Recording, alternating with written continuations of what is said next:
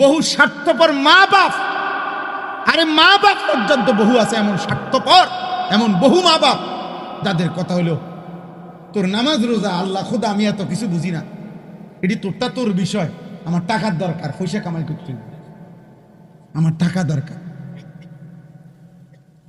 টাকা কামাই করলে আমার লগে থাকবি, নাহলে বাদ দে। টাকার সূত্রে ভিন্ন হয়, টাকার সূত্রে সম্পর্ক ঠিক থাকে, কিন্তু ইমানের সূত্রে, নামাজের সূত্রে এই আওয়াজ। টাকা দেয় নাই 3 মাস, ভিন্ন। তোর বলে তুই খা,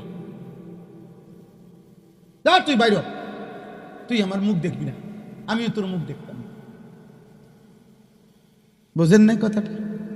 টেহা দেন হাতে, মা বাপের খবর রাখে না, খালাস, টাকার সূত্রে ভিন্ন হয়ে গেছে। কিন্তু ওই বাবাকে একবার বলা উচিত ছিল না যে খোদার 365 দিনে একদিনও ফজরের নামাজ পড়লি না, তোর মতো আল্লাহর দুশ্মন, তুই আমার থেকে আলাদা হ, বাইরে তুই আমার থেকে, তোর মতো নাফরমান আমার সন্তান কিসের, বাইরে, না তো আমারে বাইর করে দে তোর থেকে, যা বেটা, হয় তুই আমার ফুত না, নয়তো আমি তোর বাপ না, যা।